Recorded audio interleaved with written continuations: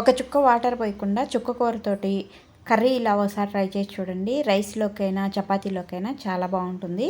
Stove పైన ప్యాన్లోకి ఒక 2 table స్పూన్ల ఆయిల్ వేసుకొని ఆయిల్ కొద్దిగా వేడైనాక 2 ఎండుమిరపకాయలు, 1 స్పూన్ తాలింపు గింజలు వేసుకోవాలి. ఇప్పుడు 2 మీడియం సైజులో ఉన్న ఉల్లిపాయలు, ఒక 6 వెల్లుల్లి రెబ్బలు, 2 రెమ్మల కరివేపాకు కూడా వేసుకొని ఫ్రై చేసుకున్న తర్వాత ఎర్రగా పండిన 3 టమాటాలను కూడా సన్నగా కట్ వేసుకొని రుచికి సరిపోయిన ఉప్పు, 1/2 టీ స్పూన్ పసుపు వేసుకోవాలి.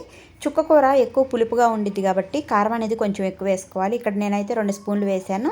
వేసి బాగా కలిపేసి మూత పెట్టేసి టమాటాలు ఇలా మెత్తగా మగ్గేంత వరకు మగ్గించుకోవాలి. ఇప్పుడు 4 కట్టల చుక్క కూరని శుభ్రంగా కడిగేసి ఈ విధంగా సన్నగా కట్ చేసుకొని వేసుకొని కూరనంతా కూడా ఒకసారి బాగా కలిపేసి మూత పెట్టేసుకొని మధ్య మధ్యలో కలుపుకుంటూ ఒక 10 నిమిషాల పాటు ఫ్లేమ్ మీడియంలో ఉంచేసి ఉడకనివ్వాలి. చుక్క కూరలో వాటర్ అనేది చాలా ఎక్కువగా ఉండిద్దండి, చాలా తొందరగా ఉడికిపోయిద్ది. ఇలా దగ్గర పడిన తర్వాత 1 టేబుల్ స్పూను వేయించిన ధనియాల పొడి కూడా వేసుకొని మరో 2 నిమిషాల పాటు ఉంచేసి స్టవ్ ఆఫ్ చేసుకుంటే కర్రీ రెడీ.